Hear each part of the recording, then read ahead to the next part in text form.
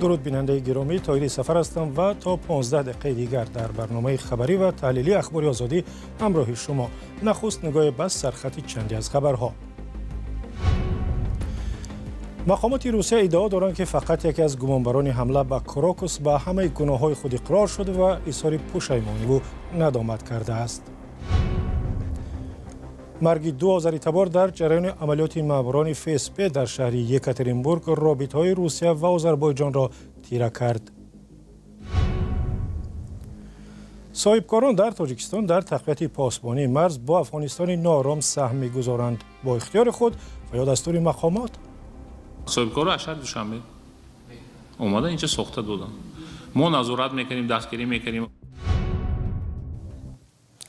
خبرگزاری دولتی تاس در روسیه میگوید فقط یکی از گمانبران اساسی به حمله تروریستی در کراکوس تمام گناهاش را اعتراف و از عملکردهایش اظهار پشیمانی کرده است. این خبرگزاری در چند روز است که جزئیات پرونده حمله پرقربانی به این تالار کنسرتی در کنار مسکو را نشر میکند، ولی هیچ چیزی از گفته وکیلان دفاع مهاجران تاجیک نیاورده است. جزئیات در گزارش مولا رجب یوسفی. خبرگزاری دولتی تاس روز 3 ایون نوشته است که با اعترافات فریدون شمس‌الدین از پرونده او آشنا شده است. تاس نوشته است که به گناهش کاملا اعتراف کرد و از کرده‌اش پشیمان است.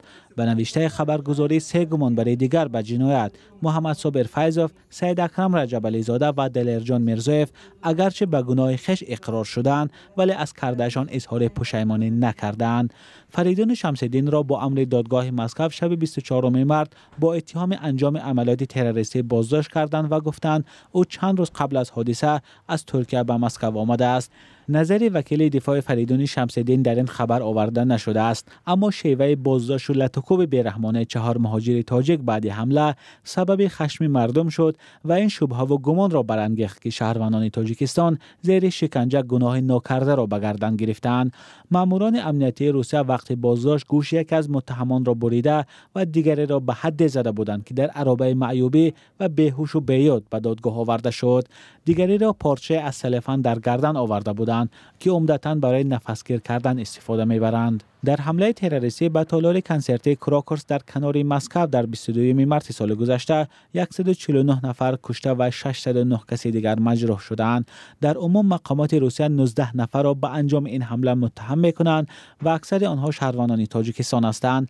گروه به نام دولت اسلامی در آن زمان مسئولیت این حمله را به عهده گرفت، اما هفته پیش خبرگزاری تاس نوشت که این حمله را با امر خدمات مخصوص اوکراین انجام دادند، ادعایی که این کشور رد کرده است. حمله تروریستی به کراکوس جامعه تاجیکستان را وحشت زده کرد و بعد آن مقامات روسیه به عملیات گسترده و آلوده با بدرفتاری به ضد مهاجران تاجیک آغاز کردند. و بازداشت گروه از آذری‌ها در شهر یکاترینبورگ رابطه‌های روسیه و آذربایجان را تیره کرده. در 3 روز گذشته در شهر یکاترینبورگ 6 نفر را که با هم خویش و تبارند با اتهام قتل‌های فرمایشی دستگیر کردند.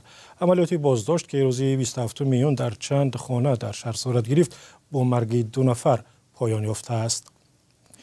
همکارم خیرامان بقازاده این موضوع را پیگیری کرد و در استودیو با ماست. خیرامان، چرا این پرونده سر و صدای زیادی هم در روسیه و هم آذربایجان بپا کرده است؟ ظاهراً شیوه عملیات و بازداشت و پیامدهای غیر انتظاری آن سببی در سرخط خبرهای آذربایجان قرار گرفتن این حادثه شده است. در جریان عملیات بازداشت گروهی از گمانبران به قتل‌های فرمایشی که ماموران خدمات امنیت فدرالی روسیه روز 27 میون در یکاترینبورگ انجام دادند، 2 برادر هلاک شده است. عملیات در خانه‌های صورت گرفت که اهل خانواده سفروف‌ها و مالک یک قهوه‌خانه معروف آنجا زندگی می‌کردند. بنا به گزارش‌ها برادران حسین و ضیاءالدین سفروف‌ها در جریان عملیات به هلاکت رسیدند. رسانه‌های روسیه از قبل مقامات انتظامی نوشتند که گویا هنگام بازداشت احوال این 2 برادر بد شده است و آنها را برای معالجه به بیمارستان بردند. به قول این منبع دل برادران از کار مانده است، اما سیف‌الدین حسینلی برادر دیگری آنها به رسانه‌های آذربایجان گفته است که ماموران FSB برادرانش را وحشیانه عذاب و شکنجه داده کشتند. همه این افراد به گفته مقامات روسیه به یک عده قتل‌های فرمایشی فروشی از سال 2001 تا 2011 متهم می شوند. برادران صاحب قهوه‌خانه با نام کسبی بودند و به نوشته رسانه‌های روسیه در گذشته نام آن با جنایت‌های از جمله تیراندازی در قهوه‌خانه در سرخط خبرها قرار گرفته بوده است. خود برادران حسین و ضیاءالدین سفرов را سال 2001 به قتل یونس پاشاєв یک هموطن خودشان متهم می‌کردند، ولی پرونده فراتر از این اتهام نرفته است. خیرامان، مقامات آذربایجان در رابطه با این مسئله و بازداشت گروهی آذری‌ها در روسیه چه واکنش نشان دادند؟ روز بعد از عملیات وزارت امور خارجه آذربایجان با نشر یک بیانیه رسمی از قتل شهروندان خود در روسیه اظهار نگرانی عمیق کرد و از مقامات این کشور خواست پرونده را فوراً و عادلانه تحقیق کرده گناهکاران را جزای سزاوار بدهند. بعداً پیوتر والکویخ، کاردار سفارت روسیه در باکو را به همین وزارت خوانده اعتراض رسمی کشور را به او رساندند. در بیانیه رسمی در این باره آمده است که در جریان عملیات 2 آذری وحشیانه کشته شدند، چند نفر جراحت‌های سخت برداشتند و 9 نفر دستگیر گردیدند. امروز هم خبر رسید که تمام چاره‌بینی‌های فرهنگی روسیه که قرار بود در آذربایجان صورت بگیرد لغو شده است. سبب این هم به گفته وزارت فرهنگ آذربایجان عملکردهای هدفمندانه مقامات انتظامی روسیه به ضد آذری‌ها در یکاترینبورگ است. همزمان با این پارلمان آذربایجان تصمیم گرفته است که هیئت خود را به نشست مشترک مجلس ملی و شورای فدراسیون روسیه نفرستد. در بیانیه پارلمان در این باره آمده است که سبب دست کشیدن از شرکت در این نشست عملکردهای نمایشکارانه و غیر قانونی مقامات انتظامی روسیه است که باعث مرگ آذربایجانی ها شده است. سخنگوی وزارت کارهای خارجه روسیه ماریا زاخارова گفته است مقامات انتظامی شهروندان روسیه را که زاده آذربایجان می باشند برای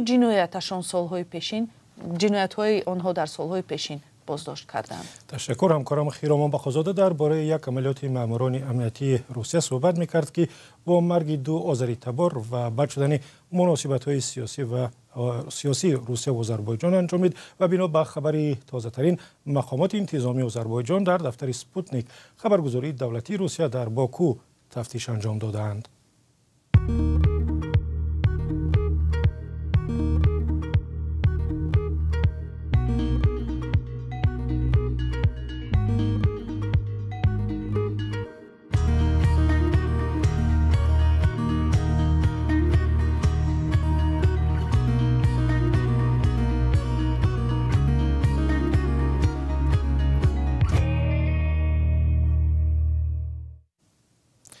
در تاجیکستان سر از پگاه 1 ایول ظاهرا قیمت تلفن‌های همراه بالاتر می‌رود، زیرا یک قرار نو حکم اجرا می‌گیرد. مثلا اگر امروز یک تلفن هوشمند را با قیمت 2 یا 3000 سومانی بفروشند، از ماه ایول قیمت آن نه کمتر از 3600 سومانی خواهد بود.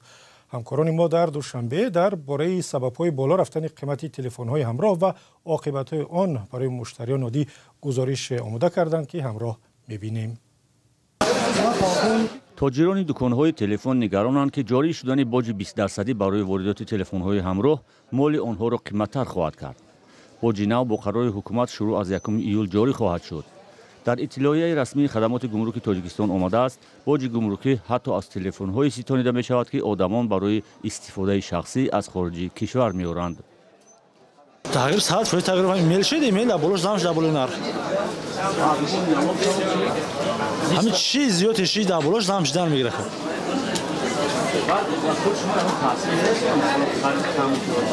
میشه تاثیر میرسونه موقتا باید با جوش میگیره طوری میشه.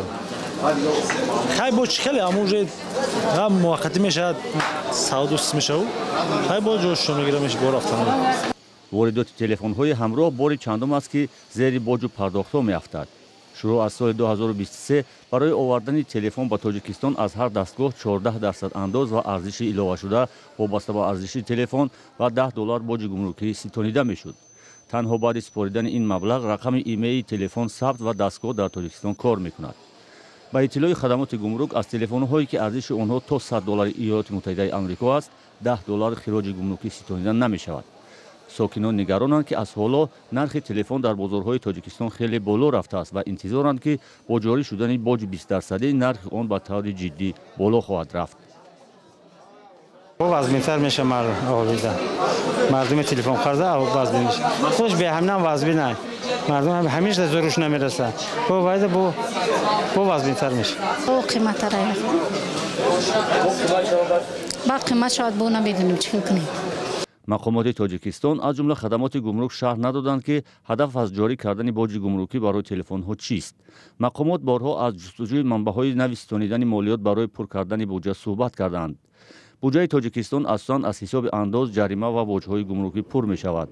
سالهای اخیر در کشور چند پرداخت حتمی دیگر از جمله برای نابود کردن ماشین‌ها یا اوتیلیزاسیا جاری شده، حجم جریمه‌ها نیز بالا برده شد.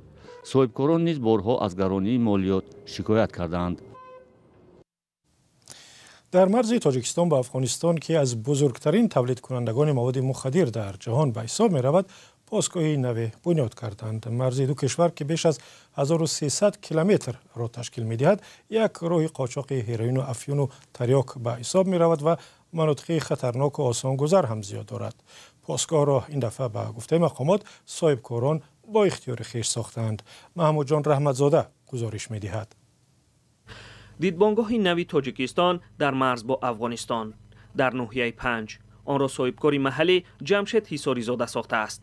وی میگوید این دیدبانگاه را برای حمایت مرز کشور و تأمین امنیت و آسودگی شهروندان بنیاد کرده است. اقدام گرفتم که به مقصد حمایت سرحد دولتی برای مرزبانان پست سرحدی با چنین شرایط خوب به استفاده دهم. سالهای اخیر تاجران و صاحبکاران هرچی بیشتر به ساختن پاسگاه‌های مرزی جلب کرده می‌شوند. پیش از دیدبانگاه 5 در فرخار هم یک پاسگاهی نو ساخته شد.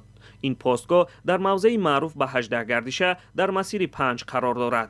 هر شخصی که از ناحیه 5 به فرخار یا برعکس حرکت می‌کند باید حجت هویتش را با خود داشته باشد. در حکومت ولایت ختلان گفته بودند که چندین دیدبانگاه با کمک صاحبکاران ساخته شده است.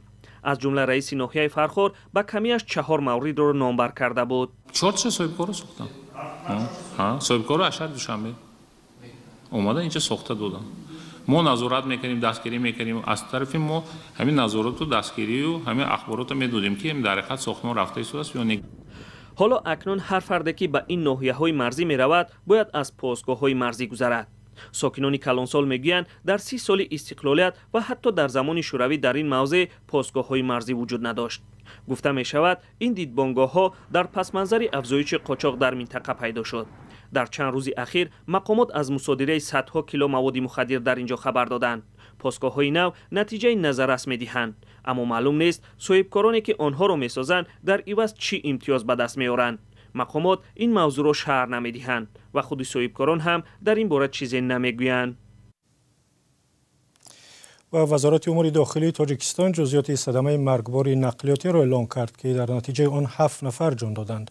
در بیانیه رسمی وزارت که روز 30 ایون نشر شد آمده است در صدمه نقلیاتی روز 28 ایون در شهرهای دوشنبه خوجند 2 شهروند ازبکستان جان باخته، یکی دیگرشان زخمی شده است و قول وزارت سبب صدمه و عقب ماشین دیگری برخوردن و از راهش خارج شدن ماشین محمدی خالبیف شهروند ازبکستان بوده است. در این حادثه که در قلمرو ناحیه مسجح رخ داد، 2 نابالغ دیگر، یکی 8 و دیگری 15 ساله زخم برداشته بیماری بستری شدند.